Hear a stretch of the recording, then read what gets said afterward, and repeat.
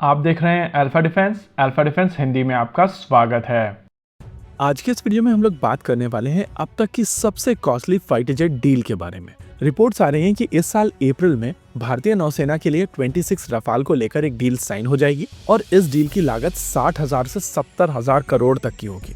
2 दिन पहले मैंने एक आर्टिकल लिखा था जहां पर हम लोगों ने बताया था कि ये भारत की आज तक की सबसे कॉस्टली डील है और हमारे ये कहने के बाद में बहुत सारे लोगों को बहुत ज्यादा बुरा लग रहा है। देखिए, हम लोगों ने जो चीजें आपके सामने रखी हैं वो फैक्ट्स हैं।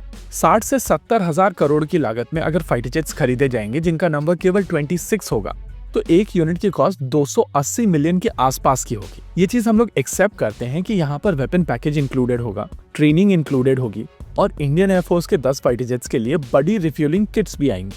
लेकिन क्या इसके बावजूद ये कॉस्ट ज्यादा नहीं है? रेफरेंस के लिए हम लोगों ने कॉस्ट यूज की थी LCA Mark 1A की। ये बात सच है कि रफाल और LCA Mark 1A 2 अलग अलग कैटेगरी के फाइटर जेट हैं, लेकिन जब आप रेफरेंस पॉइंट लेते हैं तो ऐसी चीजों को रेफरेंस में लेते हैं जिनको लोग जानते हो। जैसे कि अगर बुर्ज खलीफा की हाइट मुझे एक्सप्लेन करनी है तो मैं कहूंगा कि एक के ऊपर एक खड़ा करके जब 138 एलिफेंट्स को स्टैक किया जाएगा तो उनकी हाइट बुर्ज खलीफा के बराबर होगी। और यहाँ पर अगर कोई आकर कहता है कि बुर्ज खलीफा और elephant Apple versus orange comparison है तो आप कूल नहीं लग रहे हैं। मार्क 1A की कॉस्ट यहाँ पर रेफरेंस के तौर पर यूज की जा रही है और अगर आप 83 LCA Mark 1A की डील को रेफरेंस लें तो आप कह सकते हैं कि भारतीय नौसेना की इस रफाल डील में एक रफाल जिस कीमत पर आने वाला है उस कीमत में आपको 4 तेजस Mark 1A मिलने वाले हैं। इसके अलावा 83 तेजस Mark 1A की डील के साथ में आपको वेपन पैकेज मिल रहे हैं, ट्रेनिंग मिल रही है, सिमुलेटर्स भी मिल रहे हैं। इतना ही नहीं, 18% का GST भी लग रहा है क्योंकि ये इंडिजिनस इंडस्ट्री की तरफ से बनाए गए हैं और देश में ये इकोनॉमिक एक्टिविटी हुई है। कंपैरिजन के लिए अगर मैं 18% GST निकाल कर ये कैलकुलेशन करूं तो आप एक रफाल की कीमत में 4.7 तेजस Mark 1A खरीद सकते हैं। अगेन हम लोग यहाँ पर बात कर रहे हैं कॉस्ट रेफरेंस के बारे में।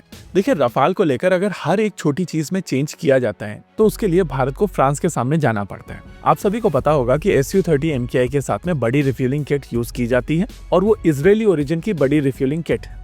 जी हाँ, ये इंटीग्रेशन आपने खुद कर लिया था क्योंकि वहाँ पर फाइटर जेट को लेकर आपके पास में बेहतर एक्सेस था। एक ऐसा ही एग्जाम्पल स्पाइस 2000 बॉम्ब को लेकर भी है। बालाकोट एयर स्ट्राइक में यूज किया जाने वाला स्पाइस 2000 बॉम्ब भारतीय वायुसेना अपने रफाल फाइटर जेट्स के ऊपर भी इंटीग्रेट करना चाहती थी और इनिशियल डील के दौरान भारतीय वायुसेना ने इसके पैसे भी फ्रांस को दिए थे।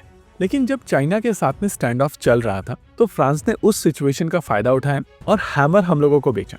जी हाँ, उनकी तरफ से स्पेसिफिकली कहा गया था कि स्पाइस 2000 को इंटीग्रेट करने में उनको और ज्यादा समय लगेगा, इस वजह से आप हैमर अक्वायर कर लीजिए। प्रैक्टिकली एक ही तरीके के वेपन सिस्टम को अक्वायर करने के लिए भारतीय वायुसेना को लगभग 2 बार कॉस्ट पे करनी पड़ी थी और जब आपके पास में ऑप्शंस नहीं होते हैं और मेकर्स को पता चल जाता है कि वो आपके लास्ट ऑप्शन है तो नेचुरली उनकी कॉस्ट ऊपर चली जाती है और रफाल मरीन के केस में एग्जैक्टली यही चीज हुई है। देखिए, इस बात में कोई दो राय नहीं है कि रफाल मरीन एक काफी केपेबल सिस्टम है, लेकिन भारतीय नौसेना को जो रफाल मरीन मिलेंगे उनकी परफॉर्मेंस फ्रांस के रफाल मरीन जैसी नहीं होगी। कारण यह है कि भारतीय नौसेना के एयरक्राफ्ट कैरियर स्की जंप वाले एयरक्राफ्ट कैरियर्स हैं और इसी वजह से यहाँ पर जो रफाल यूज किए जाएंगे वो अपने फुल पोटेंशियल पर यूज नहीं किए जा सकेंगे। इनका फ्यूल कम होगा, ये टेक ऑफ के दौरान कम वेपन लोड कैरी करेंगे और हर एक छोटे चेंज के लिए भारत को फ्रांस के ऊपर डिपेंड करना पड़ेगा।